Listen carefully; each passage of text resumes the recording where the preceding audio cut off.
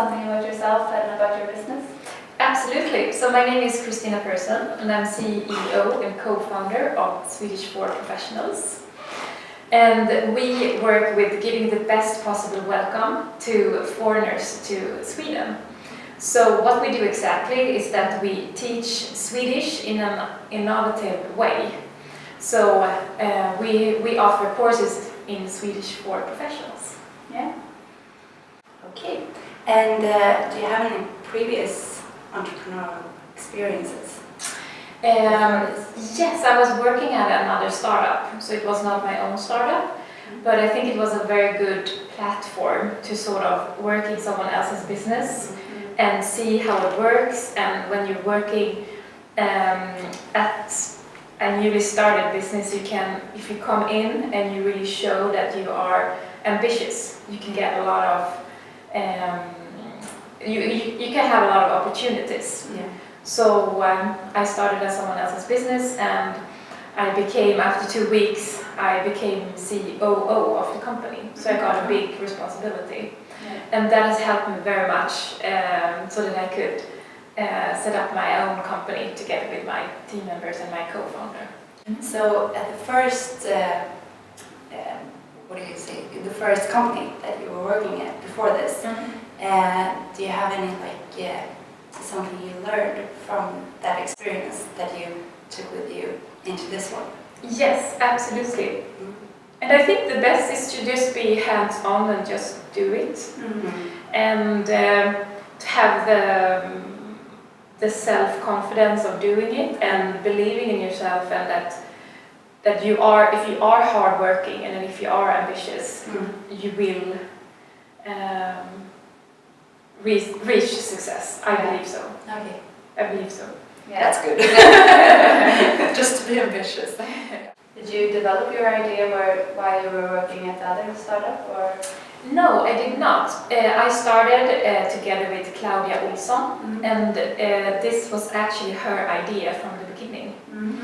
And she had that business idea for many years. And about 2 years ago, we met through a friend. We have all been studying at Stockholm School of Economics and Stockholm School of Entrepreneurship as well. But we didn't know each other. We didn't know each other from the school. However, we got in contact with each other, and one day we met. We met once, and then we met at an event at SUP 46. And then I invited her for a lunch, and then I invited for a dinner at my place, and then, it took some time, and then maybe half a year or a year later, she invited me to have a walk, and then she presented this idea, and she said that she was looking for a co-founder. And she didn't know that it was very good concerning my background, because I had studied 8 languages by the year I was 20. Oh, really? Yes, so I've been extremely interested in languages, and I've been teaching Swedish, and I've lived in 5 countries, and I know how it is to move to a country and start working. And also that together with my business background and also my entrepreneurial background. Yeah, of course. That's good. So before the walk, she hadn't mentioned the idea to you, then it was just regular meeting? Yes, I think I am that way. I have always been very interested in people, and when I meet someone that I feel, wow, this is a very interesting person. That is why I came up with the idea from the beginning to have secret dinners, as I call it.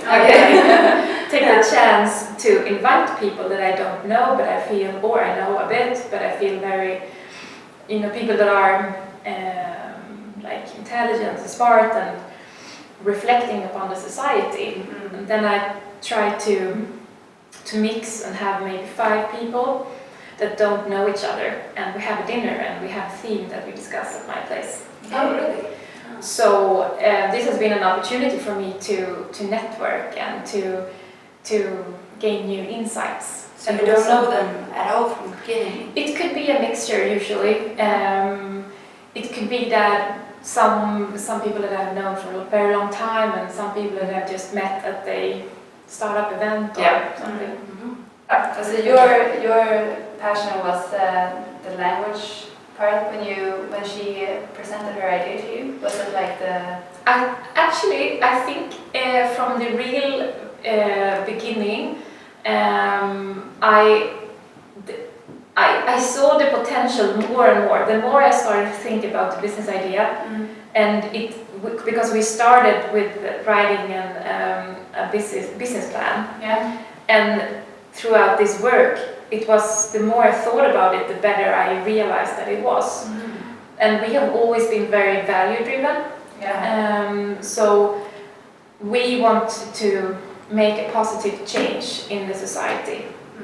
And that, I think that is why we have gained much, why we have grown our company this way, because that makes our client believes in we share the values, they believe in our values, and also the participants in the courses agree upon our values. So I think that is why we are not just another language company. We are something special. Okay. So you mentioned the business plan. Did you have any other methods to develop the idea and the business? I think that no. Then we started, and because you need to see that there are clients. So you need to start try your product on the market. So you just as soon as possible reach out to see is this doable. So we did that quite fast, quite quickly, and it turned out that it was a big demand. So how long was it before, when you started the idea until you released the product for the service? I think that it because we developed the product and sort of went through our networks and did some marketing, and as we saw that because the sales process are always quite long if you do B2B business. So we sort of did it simultaneously, we developed the product at the same time as we really realized what the client wanted to have, so that we had an adjusted product.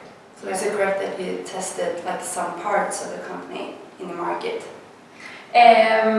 No, we had a product that was ready when we started to deliver the first course.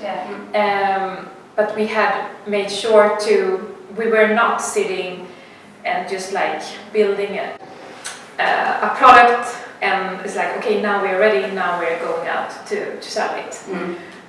We sort of develop it together with the markets so that we know that we could meet the needs.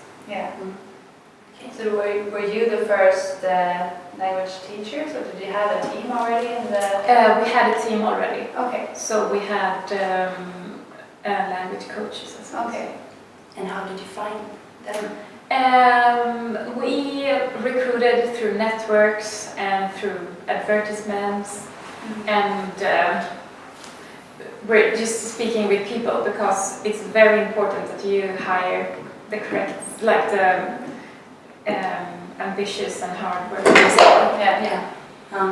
So when you started, when you first was delivering the product, how many were you in the team then? I think we were 5. With language teachers as well? Yes. And that was how many of them? So we started maybe with 2 language coaches, but then because we also have a technical platform, digital platform, so we had a close cooperation with a company in Gothenburg. So I think that today they are 30 people maybe or so. So we were working closely with them, but they were not hired by us. No, it was an external. It is an external Still, the platform is still Yes. external. Okay. Yes. Yeah. Okay. Did you face any challenges when you started? Were there any that was like bigger than others? Challenges? Oh, sorry. No I think problem. that I think that no, because I think that much in entrepreneurship is doing and problem solving, and as long as you solve the things that occur and solve them before they become a problem, I think it's quite pretty straightforward. Yeah. And it is a lot of hard work into it, because there will always occur things that you have to solve, and that is sort of your job to do it. Yeah. And as long as you're taking on the responsibility and doing that, then your clients will be happy and they will buy more, and it will be a good experience. Yeah. So how did you market the products from the beginning, or did you just have contacts where you could release it at first? Yes, we did we went through our own networks and got introduced to decision makers, and we also did social media marketing. Okay. In what way? On Facebook, and mostly Facebook, but also we worked with the other social media channels as well. Okay. Yeah. Okay. Did you have any additional investors and so, or how did you find? No, we have not. So we have grown organically, and we started without investment. Okay. It's good. How's the business going right now? It's going good. I think the biggest challenge is to find the hard-working and ambitious people that share the values, so that you make sure, because you have to grow with quality. You have to make sure to always deliver to the client. Yeah. And how do you make sure that this is possible? We make sure to work a lot with evaluation. So we send out online evaluations after the third of the class. After the end of the class, we have a dialogue with the clients. We have a close cooperation with the language coaches. We make sure to really listen to the market and hear or the clients, and to hear how can we improve and how can we adjust. So that we are very fast and can adjust very quickly. Yeah. But you offer your service only to other businesses, or is it also to individual? No, it's B2B that we work, yes. So it could be organizations, universities, schools, companies, and so on. And the goal is to get them to speak fluently in Swedish, or? Yes, the goal is to have the participants, to support them to get up to speed, speaking Swedish as soon as possible. Yes. So have your goals changed, you think, since you started? No, we have been very goal-oriented, so it has not changed. No? Okay. And your team, you said from the beginning you were just 5 people, even though it was external firm as well you were working with. And how does it look today? Now we are 15 people, and external technical provider. Of course, it varies a bit. Sometimes we are more, and sometimes we are less. But somewhere around that. Okay. And if you say, what do you think is the greatest difference between working as an entrepreneur and in a startup, or have a career building a normal company, or so to say? I think it is the feeling of freedom, that you can decide yourself or together with your team, of course, Yeah. and that you can put together your own team and that you can do the way you want to do it. And also the feeling of that you can decide upon your own time. Then in reality it is not so that you can take vacation. No. In the end of the day, I think that because you never really have vacation because you need to fix things during your vacation anyway. Yeah. But the feeling of you have that in your mindset that you are free. Yeah. And that I think it is a good feeling to work for yourself. Yeah. So, are you working more hours now than you did in the beginning, or the opposite? I was working much more hours in the beginning. Yeah. Very much. To make sure to grow everything, to make sure that everything was successful, and because we were so few people, so we had to work very, very, very hard. But that now, 1.5 years later, we have the structures, we have all the whole business model, and we have